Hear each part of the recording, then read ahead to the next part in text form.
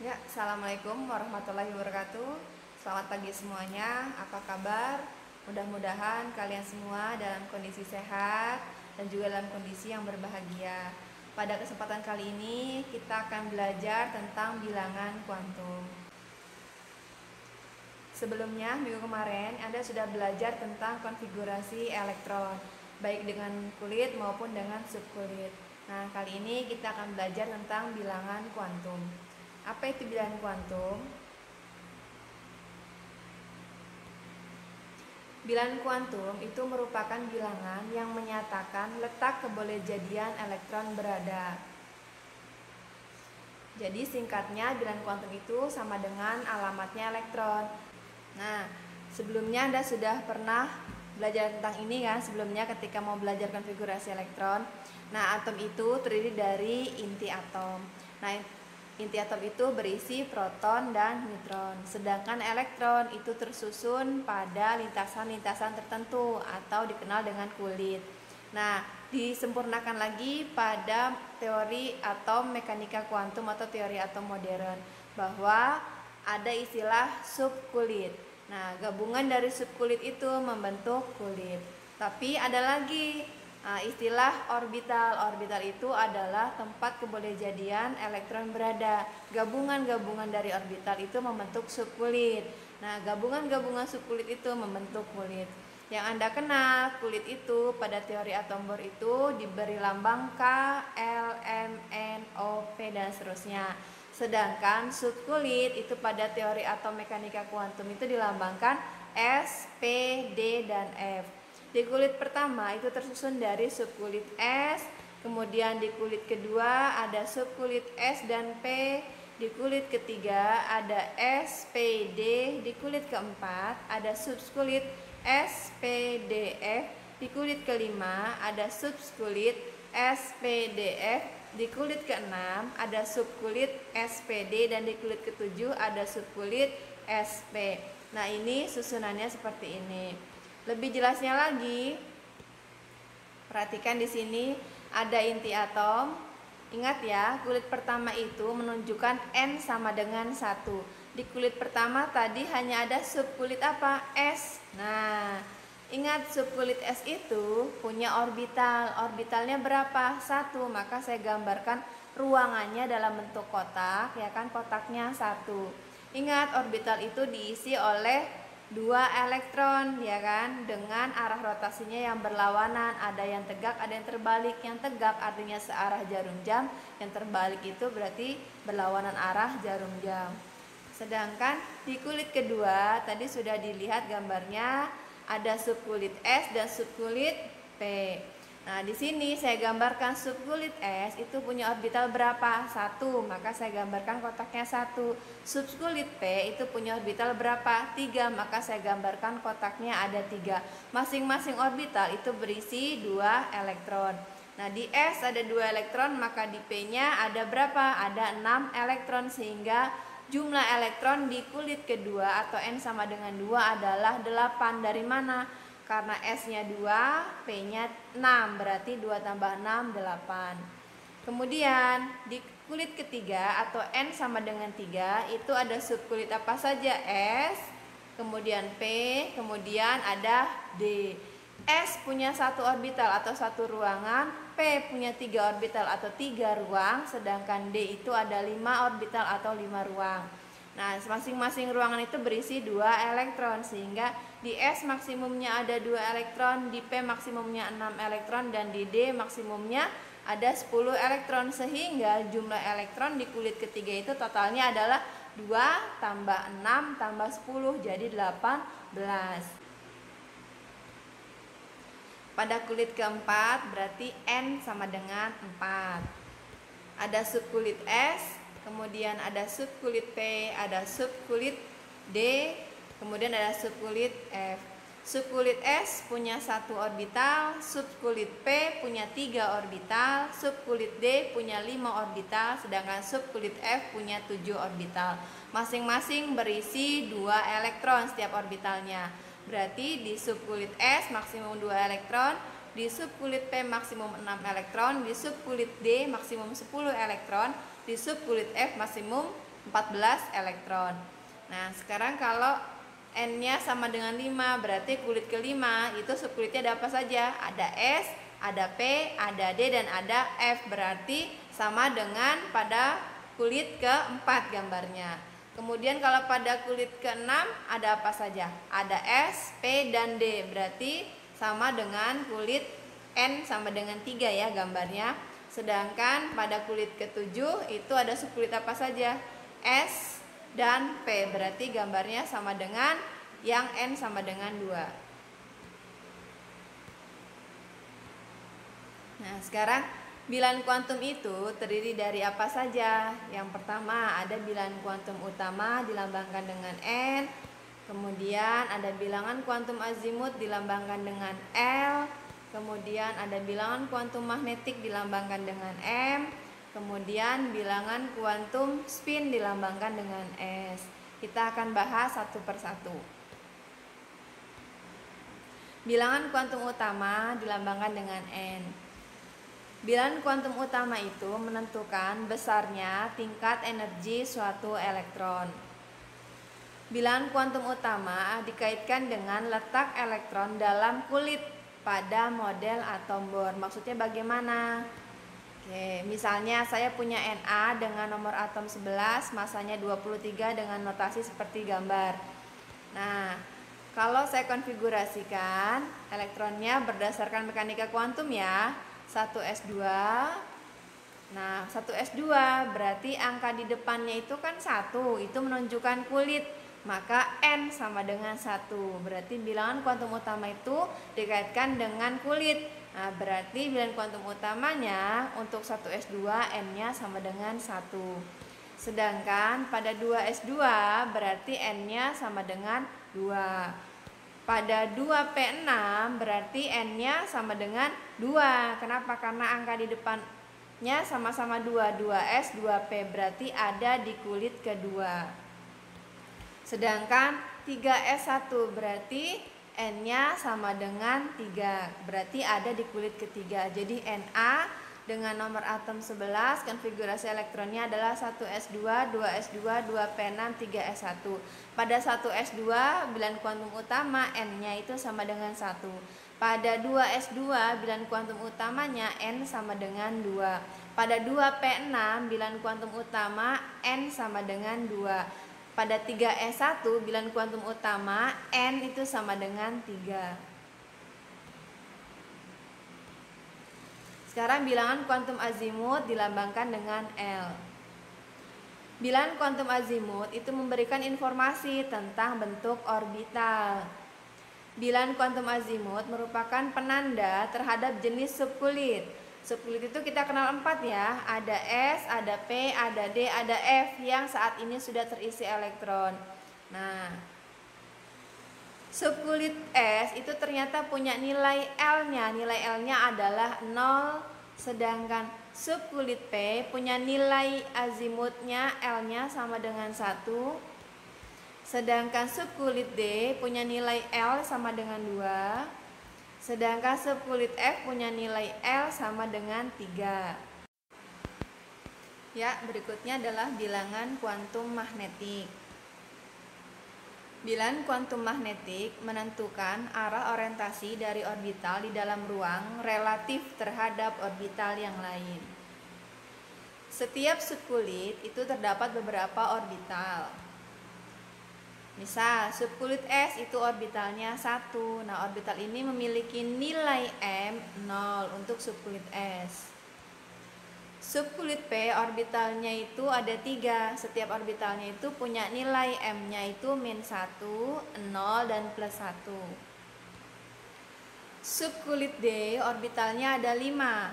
Oke, dengan nilai M-nya itu -2, -1, 0, +1, dan +2. Subkulit F orbitalnya ada 7 dengan nilai M-nya itu -3, -2, -1, 0, +1, +2, dan +3. Maksudnya bagaimana?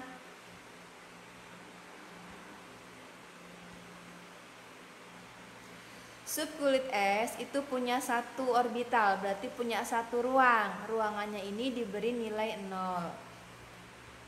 Sedangkan subkulit P itu punya 3 orbital atau 3 ruang. Setiap orbitalnya punya nilai, yaitu -1, 0, dan +1. Subkulit D itu tadi punya 5 orbital, berarti punya 5 ruang yang masing-masing orbitalnya punya nilai itu -2, -1, 0, +1, dan +2. Sedangkan subkulit F punya 7 orbital atau 7 ruang yang masing-masing orbitalnya punya nilai. Nilainya itu -3, -2, -1, 0, +1, +2, dan +3. Nah, sekarang bilangan kuantum spin.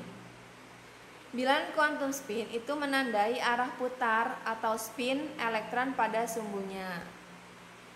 Nah, probabilitas elektron berputar bisa searah jarum jam, bisa berlawanan arah jarum jam. Itu probabilitasnya atau kemungkinannya itu setengahnya. Sehingga spin yang searah jarum jam itu diberi nilainya +setengah. Sedangkan spin yang berlawanan arah jarum jam nilainya -setengah. Nah, ini contoh soalnya, kita lihat. Oke. Tentukan nilai bilangan kuantum N, L, M, dan S yang mungkin dari elektron yang menempati subkulit 3s pada atom Na. Sekarang kita lihat Na, kita cari dulu nomor atomnya berapa? 11, masanya 23. Maka harus kita konfigurasikan dulu. Konfigurasikannya kita gunakan yang mekanika kuantum berdasarkan subkulit, yaitu konfigurasinya 1s2, kemudian ada 2s2, kemudian 2p6, kemudian 3s1. Ingat ya, s2, 2s2 sudah 4, 2p6 sudah 10, sisanya adalah 1, berarti 3s1 karena elektron Na ada 11. Yang ditanyakan adalah kemungkinan bilangan kuantum pada subkulit 3s. Sebelumnya kita gambarkan dulu orbitalnya ya. 1s2 gambar orbitalnya, berarti orbital s ada 1, elektronnya ada 2. 2s2 berarti orbitalnya ada 1, elektronnya ada 2. 2p6 orbitalnya ada 3, elektronnya ada 6. Dan 3s1 orbitalnya ada 1, tapi elektronnya hanya 1 karena 3s1.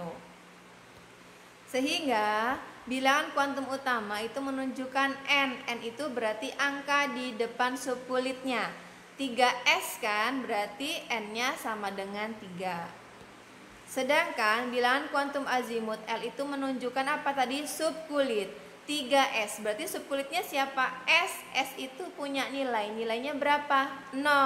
Kalau P nilainya berapa? 1. Kalau D nilainya 2. Kalau F nilainya 3. Kebetulan di sini yang dimintanya adalah 3s, berarti S itu punya nilai L sama dengan 0. Kemudian bilangan kuantum magnetik atau M. Bilangan kuantum magnetik atom itu kita cek dari mana? Oke, Anda lihat tadi di 3s1. 3s1 itu orbitalnya ada berapa? Ada 1, berarti tinggalnya di kamar, ya kan? Jumlah kamarnya 1. Tapi kamar tersebut punya nilainya berapa? 0. Maka bilangan kuantum magnetik M itu sama dengan 0, berarti elektronnya tinggal di orbital dengan nilai 0. Bilangan kuantum spin menunjukkan apa? Elektron yang tinggalnya itu searah jarum jam spinnya atau berlawanan arah jarum jam. Anda bisa lihat di sana di 3s1 elektronnya itu tegak apa terbalik? Tegak, artinya searah jarum jam arah rotasinya. Maka nilai bilangan kuantum spinnya adalah +setengah. Jadi kemungkinan bilangan kuantum untuk elektron pada subkulit 3s pada atom Na adalah bilangan kuantum utamanya N sama dengan 3, bilangan kuantum azimutnya L sama dengan 0, bilangan kuantum magnetiknya M sama dengan 0, bilangan kuantum spinnya S sama dengan plus setengah. Ya, contoh soal yang lainnya. Tentukan nilai bilangan kuantum N, L, M, dan S yang mungkin dari elektron yang menempati subkulit 3P pada atom belerang, atau dilambangkan belerang itu S ya.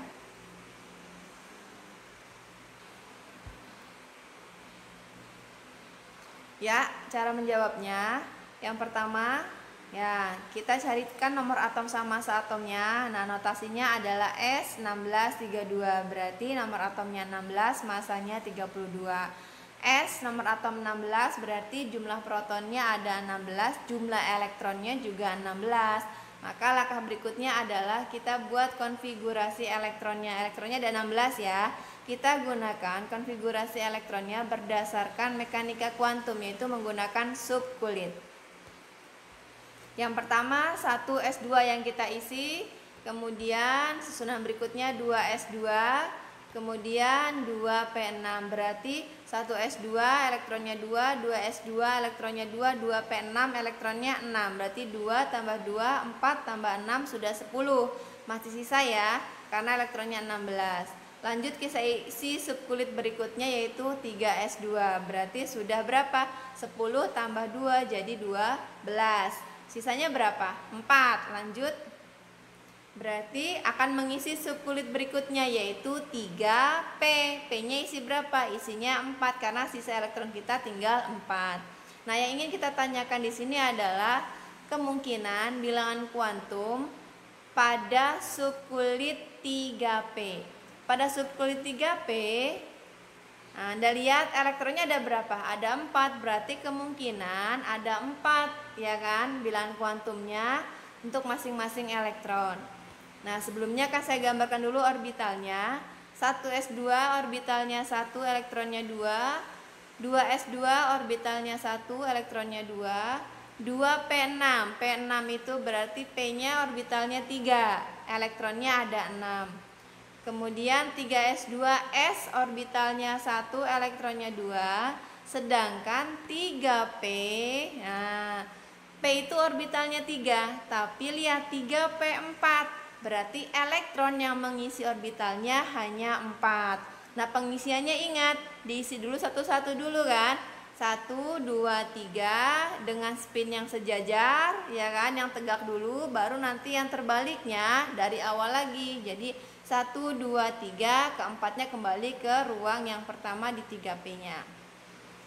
Jadi gambarnya seperti itu.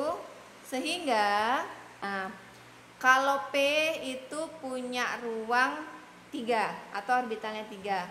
Masing-masing ruang punya nilai. Nilainya itu dari -1, 0, dan +1. Sehingga kita akan cari dulu bilangan kuantum untuk elektron yang warna pink. Anda bisa lihat di situ yang tegak warna pink kan? Oke. Maka bilangan kuantum utamanya N-nya itu lihat dari kulitnya. Kulitnya angkanya 3P kan? Berarti N-nya sama dengan 3. Kemudian bilangan kuantum azimut L itu lihatnya dari subkulit. Subkulitnya P itu punya nilai berapa? 1, berarti L-nya sama dengan 1. Kemudian bilangan kuantum magnetik M itu lihat dari apa? Dari ruang orbital yang diisi. Yang diisi oleh elektron yang tadi tegak berwarna pink itu ruang orbitalnya nilainya berapa? -1, berarti M-nya sama dengan -1.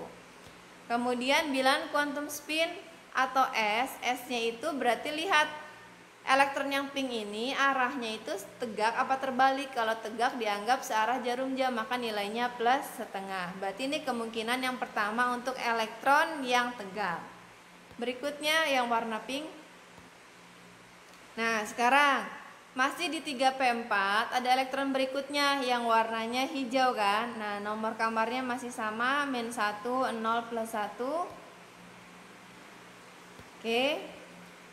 Bilangan kuantum untuk elektron yang warnanya hijau, bilangan kuantum utama N sama dengan 3. Sama, kenapa sama-sama di 3P kan?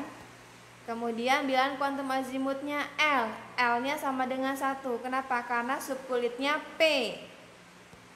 Kemudian bilangan kuantum magnetik M. Nah, M ini menunjukkan orbital ya kan, yang diisi elektron yang warnanya hijau itu nilainya berapa?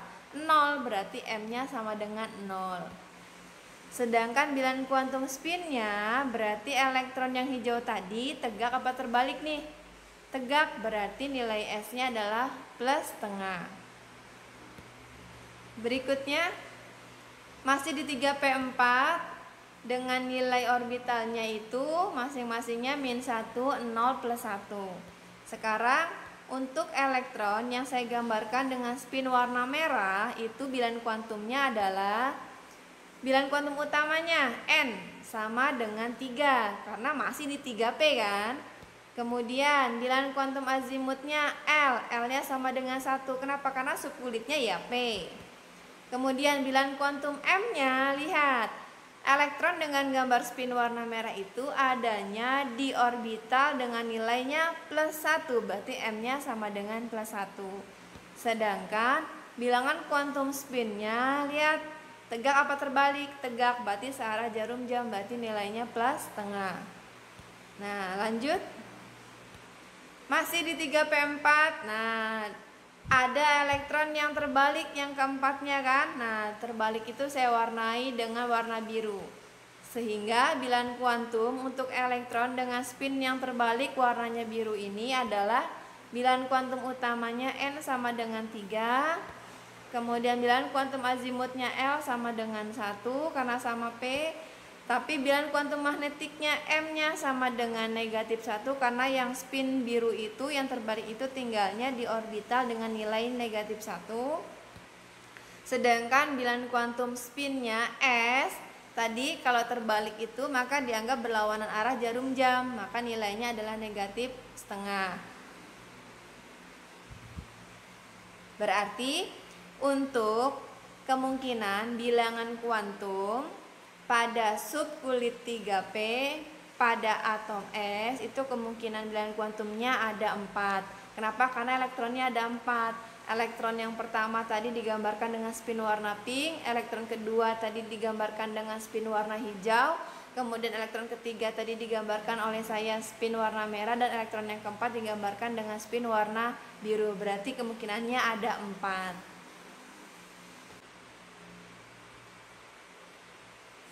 Ya, contoh soal berikutnya.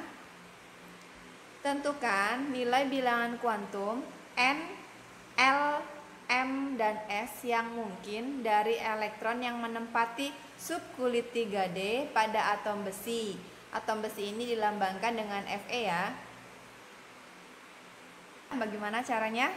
Oke. Sekarang ini saya tuliskan notasinya Fe 26, 56, dengan 26 itu adalah nomor atomnya, sedangkan 56 itu adalah massa atomnya. 26 itu menunjukkan nomor atom yang artinya juga menunjukkan jumlah proton dan juga menunjukkan jumlah elektron. Berarti Fe ini punya elektron sebanyak 26. Maka konfigurasi elektronnya, oke, berdasarkan teori mekanika kuantum menggunakan subkulit, berarti yang pertama kita tuliskan adalah 1s2, kemudian 2s2, kemudian 2p6, 3s2, 3p6, 4s2, kemudian 3d6. Kan 1s2, 2s2 sudah 4, 2p6 berarti 4 tambah 6, 10.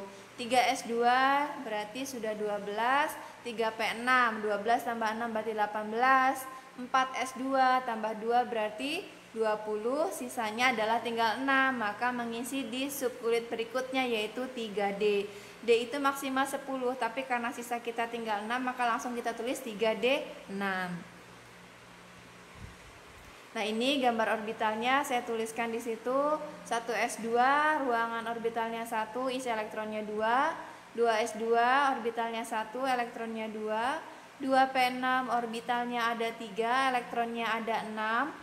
3s2 orbitalnya 1, elektronnya 2. 3p6 orbitalnya 3, elektronnya 6. 4s2, orbitalnya 1, elektronnya 2, 3d6, orbitalnya 5, tapi elektronnya ada 6. Anda bisa lihat di sana susunan elektronnya. Yang pertama kita isi pada subkulit D itu elektronnya kan 6, kita isi dulu orbitalnya itu dengan spin sejajar dulu. Saya masukkan yang tegak dulu kan. 1, 2, 3, 4, 5. Baru kembali lagi ke orbital yang paling ujung di sebelah kirinya, yaitu dengan spin yang terbalik 6. Berarti penyusunannya diisi dulu masing-masing orbitalnya dengan spin yang sama sejajar. Kemudian baru kembali lagi ke orbital yang awal dengan spin yang terbalik.